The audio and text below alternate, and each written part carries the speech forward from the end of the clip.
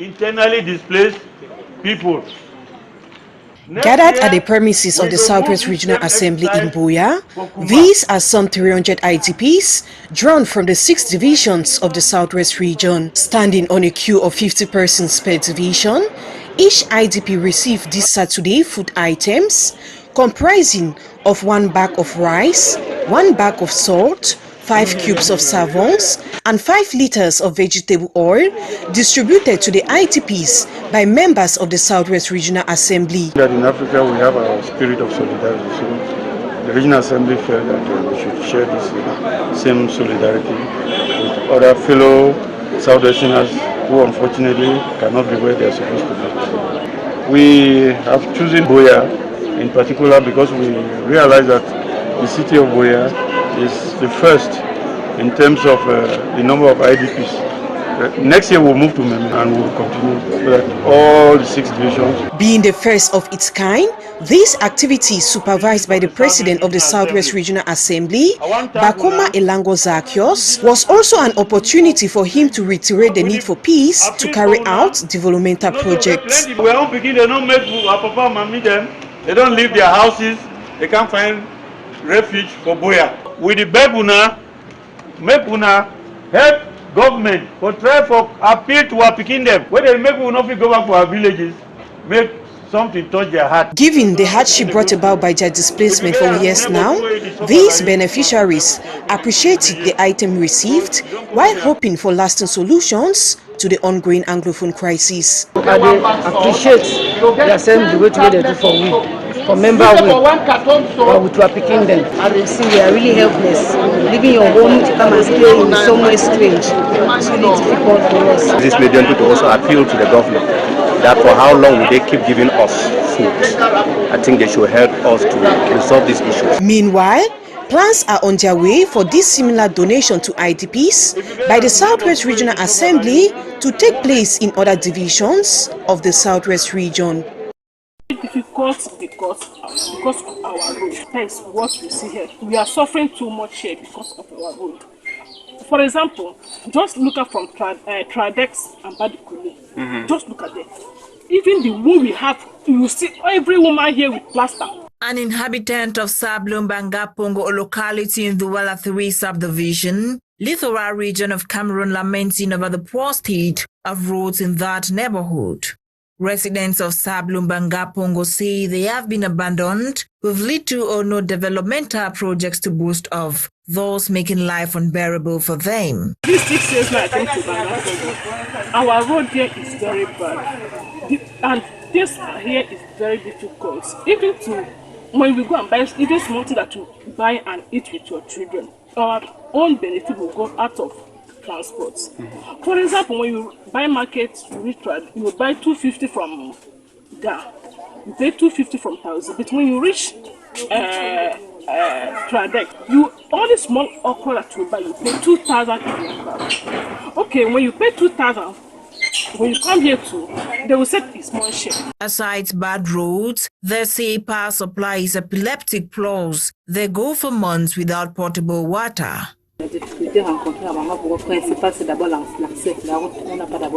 Our main problem here is the road. Without good roads, it's difficult to come here. We are traders, as you can see. For a small bag to get here, we spend at least 2,500 francs to 3,000 francs. When we sample our goods, clients complain of high prices. They even go directly to the market to buy. We are suffering. There is nothing to sell or eat. Water too is a catastrophe. Typhoid can leave us because of water. We don't have electricity as well. With the poor state of roads coupled with hardship, inhabitants of Sablumbanga-Pongo are calling on officials to look into their plight.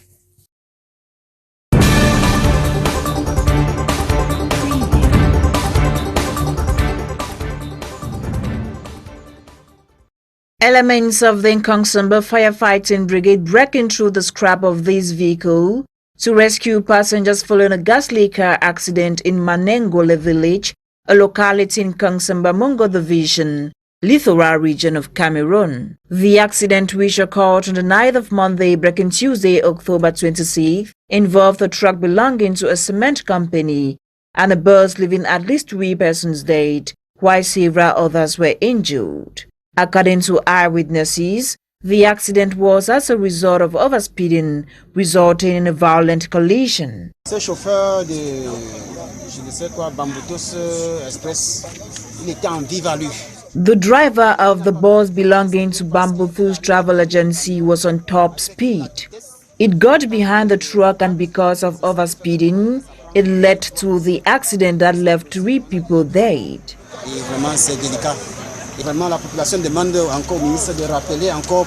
The population is calling on the Minister of Transport to ensure drivers reduce their speed and get enough rest.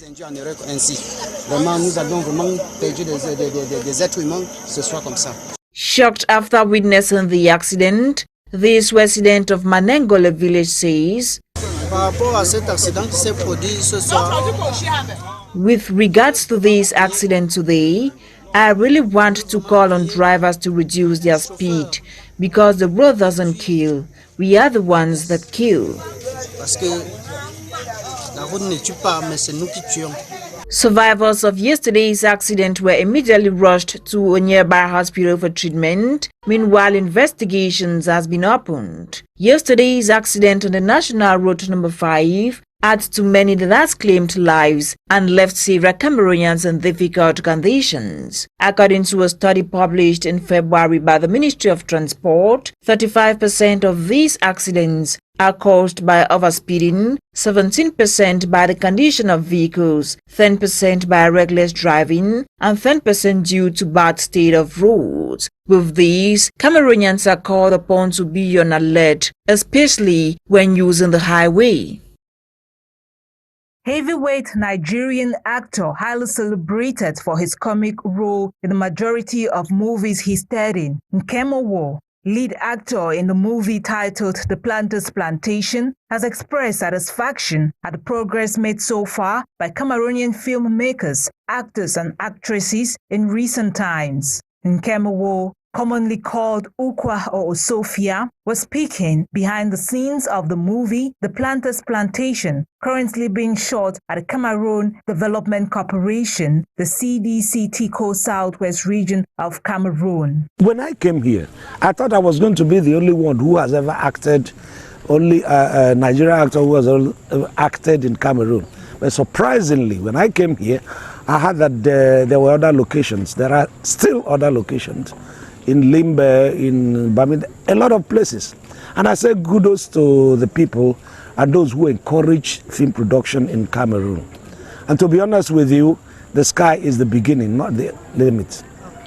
And if they continue this way, I'm afraid for Nigeria. According to the movie icon, The Planter's Plantation narrates the story of an era he relates to and believes that the movie will help sell the Cameroonian culture and the movie industry in particular. When they told me about this production, I was so busy that I said, look, I tried to reject it one way or another. But when they told me the concept of what I'm about to do, I'm somebody who loves challenges. And I found out that it's something that is well, I won't say pre-colonial or during colonial setting. I took up the challenge, and because I like history and I like people around me, my people, to know the history of the coming of the white man and what happened within that period. And that was why I took it up. And I came here, fortunately for me, the cast and crew makes up a family. It's like a family thing. And I love where that is that kind of understanding and relationship in a production. For the producer of the movie, Irene Nengi, The Planter's Plantation is a masterpiece looking at the storyline, the cast and crew, and will go a long way to boost the Cameroonian movie industry. We have always put it upon ourselves to dig deep into our roots, our background, to know who we are, where we're coming from, and to document that in motion pictures while trying to tell stories that are realities or near realities. So this was just one of those things. He has carried a lot of people along. So having him in this one it's like a steam. You know, when you steam something, it gets energized, like, okay, it's a refresher. And looking at where African cinema is going internationally, you would know that it's well recognized. So I think like having him on board would expand the scope through which our movie is going to be celebrated, watched, those that will have access to it. Though criticisms on one hand and applauds on the other hand continue to animate some social media platforms about the partnership between Cameroonian and Nigerian movie filmmakers, Cameroonians have been challenged to promote their own and consume made in Cameroon for the growth of the entertainment industry. A new finance institution called Premium Finance Limited has seen the light of the day as its doors went operational to the public October 22nd, 2021. So as I'm opening this signboard, I'm opening this door of this house for prosperity, for growth, for riches, for all the customers, for more blessing and more money also. Yeah. So God bless you all. Launching its activities at the business premises Old Treasury Street, Bamenda, Premium Limited, a Category 1 microfinance institution whose governance structure goes beyond ordinary system of today's microfinance. We have an ethical structure which is able to also follow up the activities of the board. We're going to create the Directorate of Policy, Risk and Strategic Development, which is those are structures that you rarely find in today's microfinance. Aimed at empowering people and society at large, provide business. How different are we? That we see and we've been able to define that our services and those we serve, we're not limited only to a particular village, a particular tribe, a particular quarter. That's from the name as well as here. The name is Premium Microfinance. It means it's a universal name. As a universal name, it means the door is open to everybody, to every investor that is going to come. Premium Finance Limited, awakening local strength and resources, will create synergies with local and international partners within the finance industry. Rush now and get your account open, for Premium Finance Limited is out to contribute to the economic development of the country, giving values to its investors.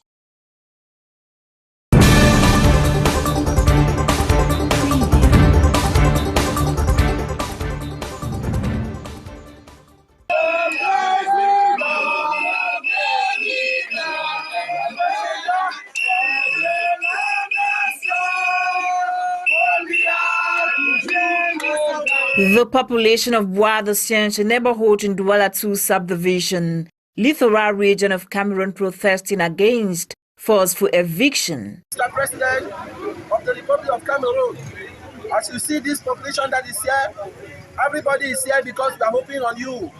We are pleading as a family, as your children, crying to the Father, come and help us. There is a group of people who have gathered themselves and they have come here to say that what they say is owned by them, that they have already land titles of this area where you see this population. As you see, they are living here like this, they are stranded. So as it shows now, we have decided to block ourselves to come out with a message to let you know maybe you are not aware that we are crying. So we are calling to you, use us as your children and help us as our Father. With placards in hands and chanting, they are calling on President Paul Biya to come to their aid.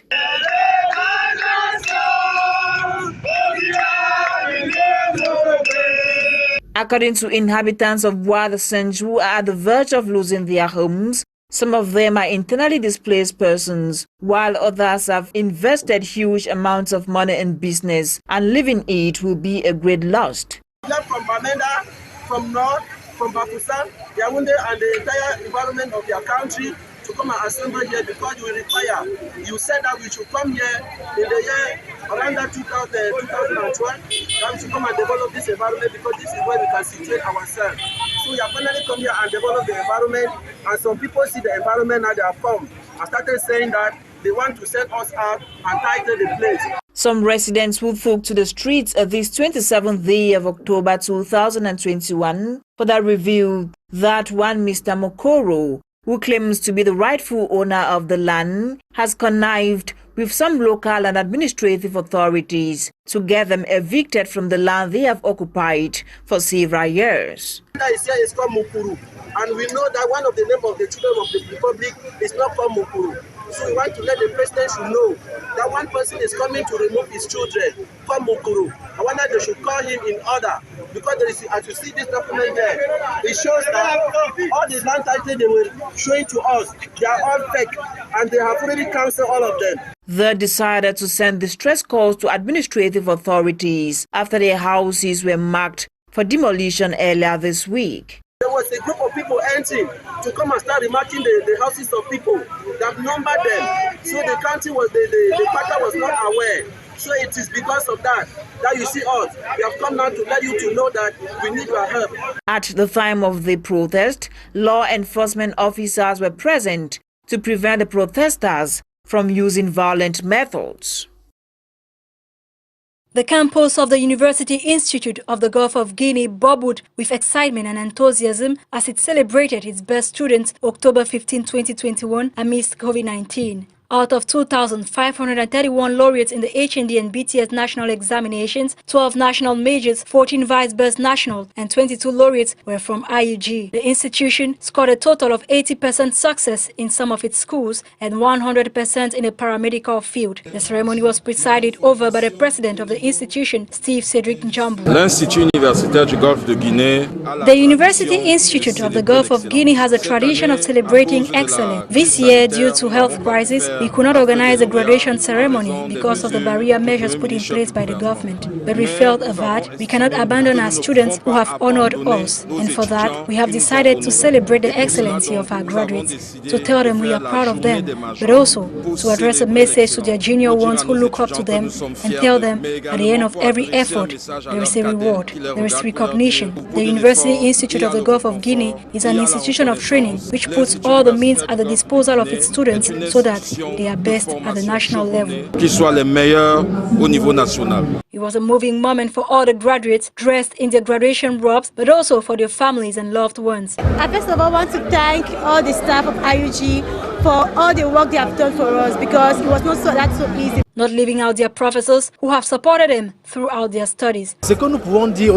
My piece of advice to our students is to apply the different teachings that we do not doubt the institution has put the necessary means at their disposal so that they have a quality training, and we expect them to provide humanistic care in strict compliance with the rules in place.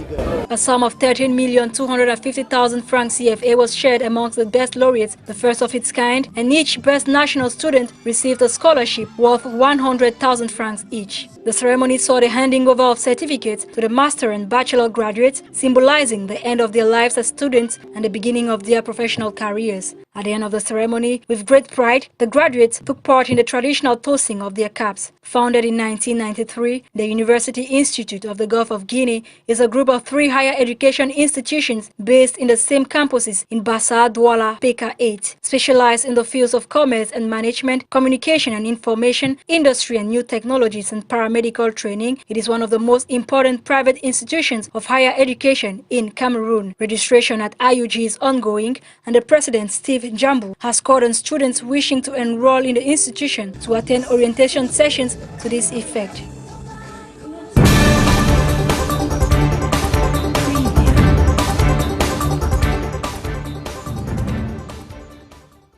A delegation of Brazilian investors led by the Brazilian ambassador to Cameroon, Vivian Los San Martin, is in Cameroon since October 23 for an investment prospection mission. The Trade and Economic Mission, which ends October 30, is organized by the Cameroon Embassy in Brazil and the Brazilian Cameroonian Chamber of Commerce in collaboration with the Embassy of Brazil in Cameroon. In a bid to capitalize on the implication of the South American economic operators and encourage fruitful partnerships with visitors, the Investment Promotion Agency, abbreviated as API, organized a meeting with Cameroonian entrepreneurs in Joga Palace recently. Amongst the Brazilian delegation center of interest are transformation of timber, tourism and agriculture. They were interested in certain areas, agriculture, things like transformation of timber into finished products. They were interested in things like the transformation of residues, plastics and stuff like that. They were interested in areas like tourism and, mines. And when we got these centers of interest, we had to ensure that we got on our own part in Cameroon people who were equally investing in those particular areas so that we could match them together so that it becomes meaningful for the business, the B2Bs to take place. So, in fact, we've been working on that, and this evening you've seen some of the projects being presented by the Brazilians. They presented to Cameroonian operators the Brazilian know-how and potential, notwithstanding how to invest in long-term agricultural projects. Some more details on how to acquire agricultural land and how to invest in long-term agricultural projects which you had today, because some of them, the Brazilian group which is here to invest in agriculture is looking at a very big vision on agriculture, from soils, trying to fix our soils back into what it was, to the production of seeds, the whole value chain of agriculture, which has to be seen in a holistic way. A meeting appreciated and of high importance to this young entrepreneur. This meeting is important for us in the side of partnership with those Brazilian enterprises, because the solar energy is very, very important in our country today, especially for rural region who does not have energy. So it's very, very important for us to keep in touch with those people. The delegation will pursue its mission in the economic capital Douala tomorrow, October 29, 2021. At the middle of a road in Bonamusadie neighborhood in Douala 5 subdivision, in Cameroon's economic capital, is a septic, setting out sewage situation that worsens whenever it rains. Moving to other parts of the city, set to host the upcoming African Cup of Nations scheduled for January 2022, one will find garbage pouring on the floor with most bins overflowing, a scene that has become common. A Douala city dweller expresses his frustration. At the approach of even as the African Cup of Nations. Yes, when you ask me, what is it a good image? Our country to be dirty everywhere at the approach of Kano, a great event in the world. The answer is evident, not only evident, but visible, as I say. Our country is now dirty. But what is the cause? I know that Nsah is responsible for putting things in order, but now they are going on. I think they are going on start for me. The situation of garbage piling up in streets and neighborhoods has been going on for over a week, following a strike action by garbage collectors demanding the payment of salary arrears. While some Douala city dwellers are hitting hard on government, others think waste management and disposal involves everyone. Pollution is not a good thing. We cannot say it is government because it is not government who deposits trash but us. It's not a good thing. Firstly, it's not a good image because people pass frequently and see how exposed it is. He, however, regrets that it's abandoned, waiting for special events before it is cleared out. With Can fast approaching, these positions would have been taken. A fowl is not fed at the market. They cannot wait till the event is here before keeping streets clean. They should keep the country clean now. To these other residents of Douala, government is to be blamed. Our government must help people to live as they must do. It's something that is neglected by the government. I cannot accuse those persons who are collecting the debt. They are not responsible. They are also victims as us. But I put my hand on the government and the police, all the authorities that are concerned. They must do their own. The same thing the roads are spoiled everywhere. With garbage bins overflowing for these and some roads narrowed as a result of poor waste disposal, the million-dollar question many are asking is, for how long will Cameroonians crumble under the weight of refuge? This is Bui Division, one of the most affected segments of the 5-year ongoing armed conflict-stricken northwest region of Cameroon. A division left with remnants of damaged property, sporadic gun battles between non-state and state armed groups, which have led to internal and external displacements. Gilbert Sunday Mengong has been commissioned by Northwest Governor Adolphe Lily Lafrique to change the narratives. As a soldier ready for the battlefield, so too is the newly instituted SD of Bui aware of his new area of jurisdiction. Bui and Kumbu in particular, which is the chief town, was the educational hub of the region. We're one of the first in terms of health facilities. While admitting the existing challenges the newly instituted SDU is due to face, Adolphe Lily Lafrique doesn't fall short in spelling out his expectations of the latter. Truly, the challenges are there, but the new SDO is up to the task. He has been here for long. He mastered the terrain. He mastered the situation. Meantime, educational, economic, religious, and social activities are timid due to the ongoing crisis. From a humble beginning to the pinnacle of social and political power in Kumba, this son of Pa Benson Golobe and Ma Priscilla Elo was born on October 24, 1960. After obtaining the first school leaving certificate at Bethel Baptist Primary School, Kumba, young Victor Ngo Kele moved to CPC Bali and later to Cast Bambili, all in the Northwest region, where he got his GCEO and A levels on record time. Then picked up a job as young teacher at Frank Hackett College, Kumba, before the hands of destiny carried him to Germany, where he graduated with a master's degree in cooperative economics.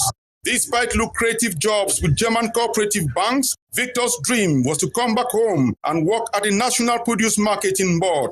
The reality was quite different, as it instead took him to a Bafusam-based German NGO, SIPCRAME, and the Southwest Farmers Cooperative. Then came the presidential decree in 2009, appointing Victor Ngonkele, pioneer government delegate to the Kumba City Council. Kumba citizens and the world at large will live to remember Victor Ngonkele as the conciliator of people living on both sides of the famous Kumba Water, with the city council inter-quarter football competitions, and more especially as the one who instituted the Kumba City Council International Trade Fair.